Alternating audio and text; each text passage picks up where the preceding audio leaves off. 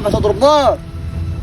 حرام عليك يا اخي، ده انا كنت اشوف في خلقاتي جوا، انت مش بني ادم.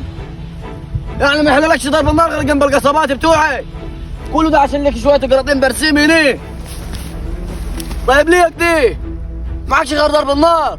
ده انت راجل مفتر يا اخي. الخزنه اللي انت ضربتها دي تجيب لهاش شكارتين فول مدشوش وشكاره عدس وشكاره حمص وشكاره بسله. حسبي الله ونعم الوكيل. انا معضرب نار عشان معايا فلوس كتير.